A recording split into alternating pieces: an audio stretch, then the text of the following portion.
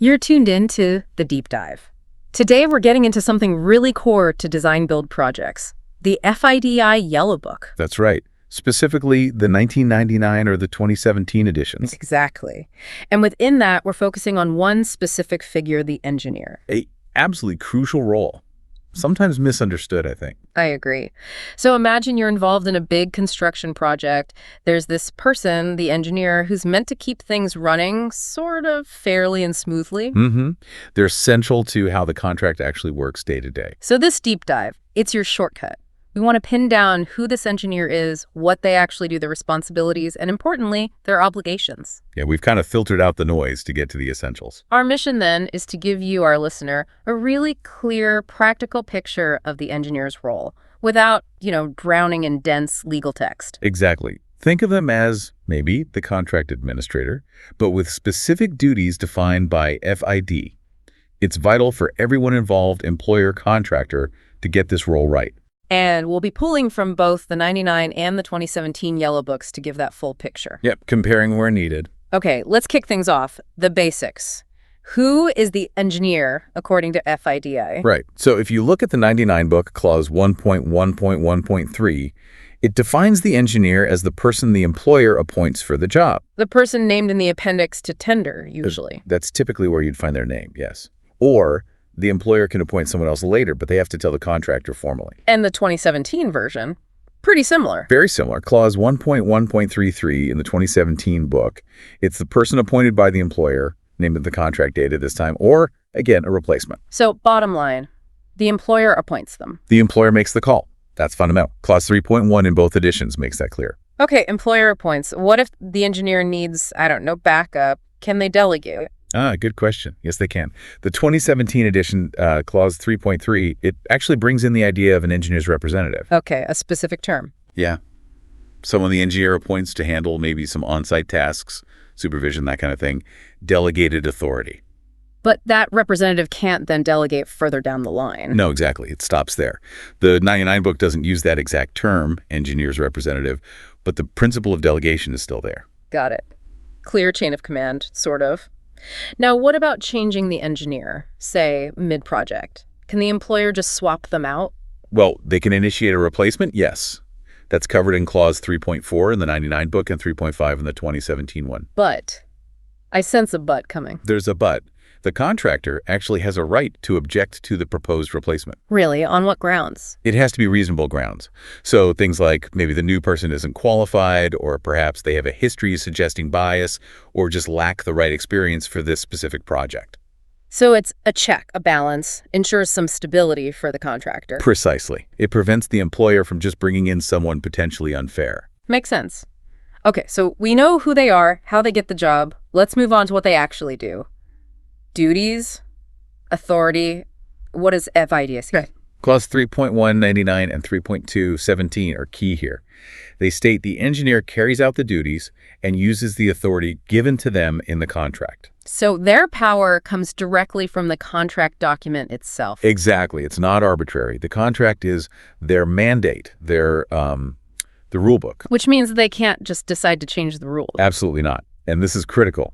The engineer has no authority to amend the contract itself. That's stated very clearly in those same clauses. No changing the fundamental agreement. That needs the employer and contractor. Yes, that would require a formal variation agreed by the main parties. The engineer implements the contract. They don't rewrite it. Okay. So their authority is defined by the contract. But is it only what's explicitly written down? Or is there some, implied authority too? Good point. It includes authority that's explicitly stated and any authority that's necessarily implied by the contract. Meaning, if the contract says the engineer must, say, approve design drawings, then the authority to actually review them, ask questions, and ultimately approve or reject them is implied. It's what they need to do the job assigned to them. Okay, makes sense. What if the employer wants to keep a tighter rein? Can they say, engineer, check with us before you approve X or Y? Yes, the contract allows for that through the particular conditions. Those are the project-specific amendments. The specific tweaks for each project. Exactly. Clause 3.199 and 3.217 both mention that the particular conditions can require the engineer to get the employer's nod before using certain powers. Like for big decisions involving cost or time? Usually, yes. things with a significant impact. Yeah. But there's a flip side. Which is? The employer also promises not to impose further constraints on the engineer's authority beyond what's agreed in the contract. Ah, so they can't just interfere on a whim later on. Right. It protects the engineer's ability to act according to the contract, without constant, unexpected meddling. It helps maintain that element of impartiality. Okay, clear boundaries set up front. Let's get into the nitty-gritty then. Specific tasks. Reviewing the contractor's documents seems like a big one. Huge. Clause 5.2 in both books covers this. The contractor submits their designs, method statements, all sorts of documents specified. And the engineer checks them. Yes, the engineer reviews them against the contract requirements. Are they compliant? Do they meet the specs? It's a crucial quality check before work proceeds. What if they're not compliant? Then the engineer issues a notice, tells the contractor what's wrong. And the contractor has to fix it. Yes, they rectify and resubmit.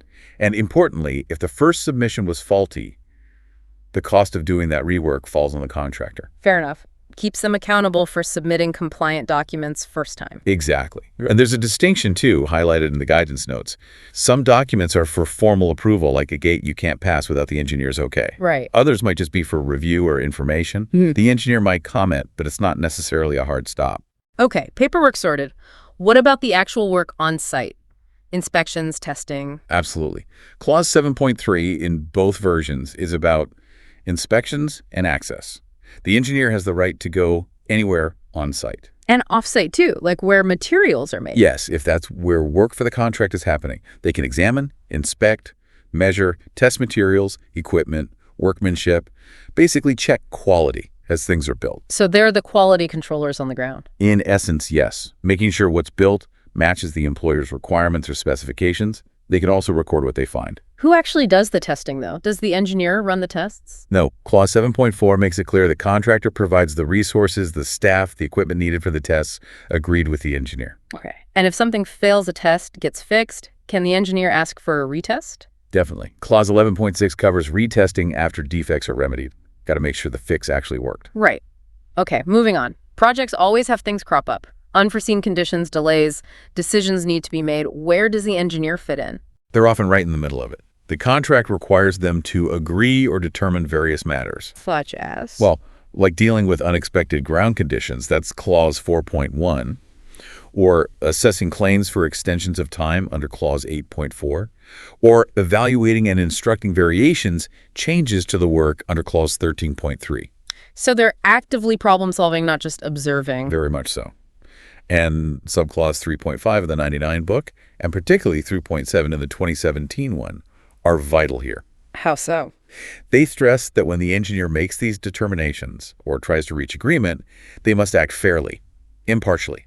Consider all the facts. Not just side with the employer who appointed them. No, the duty is to make a fair determination based on the contract. The 2017 version even adds more process around this, like specific timeframes and a formal notice of the engineer's determination. More structure, sounds like. Yeah, trying to make that process clearer and more transparent. Let's talk money, payments. Huge part of any contract. Engineer's role. Critical. They issue the certificates that trigger payments. The main ones are interim payment certificates. For ongoing work. Exactly. That's Clause 14.6. Then there's the taking over certificate, Clause 10.1, signifying the employer can take possession of the works. Which usually releases some retention money. Correct. Yeah. Then later, the performance certificate under Clause 11.9. That confirms the defects period is over and obligations met. And potentially a final payment certificate? Yes, Clause 14.13, settling the final account. So these certificates are the engineer's formal confirmation that stages are complete or amounts are due. So without the engineer signing off, the money doesn't flow easily. Pretty much. The certificates are the key authorizations for the employer to pay according to the contract terms. Delays by the engineer here can really hurt the contractor's cash flow. Understood. Communication is key too. Instructions, information sharing. Yes. For instance, the contractor might need to share info with the engineer so they can check compliance. That's implied certainly in the 2017 version, maybe more explicit in 1.12 of the 99 one. And the engineer gives instructions to the contractor. Yes, definitely. Like instructions on how to deal with those unforeseen physical conditions we mentioned, Clause 4.12. And crucially, instructing variations under Clause 13.3. Changing the scope of work. Exactly. Those instructions need to be clear and fall within their contractual authority.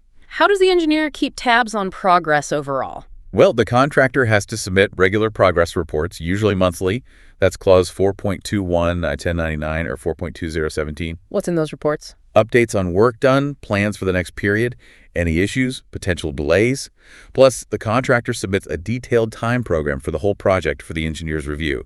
That's clause 8.3. Gives the engineer a baseline to monitor against. Right. And a 2017 book, clause 3.8, explicitly gives the engineer the right to attend management meetings. Another way to stay informed. Okay. Project's nearly done, maybe handed over.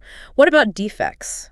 The snagging list, essentially. Yeah, the defects liability or defects notification period. Yeah. The engineer is still involved. Clause 11.1 in both books. Doing what? They can instruct the contractor on any outstanding work needed after taking over. And crucially, they notify the contractor of any defects found during that period. And the contractor has to fix them. Yes, if it's their fault, bad materials, poor workmanship, the engineer directs them to remedy the defect. What if it's not clear what caused the defect? Then clause 11.8 allows the engineer to instruct the contractor to search for the cause. Investigate it. Okay. What about big unexpected events? Force majeure, like a natural disaster or something? If something like that happens, the contractor has to notify the engineer. Clause 19.2, 99, or 18.217. And the engineer's role then? They'll assess the event, its impact on time and cost, and administer the relevant contract clauses, maybe agreeing extensions of time, for example. Right. Lastly, what if things go sour? Claims, disputes? The engineer is usually the first port of call.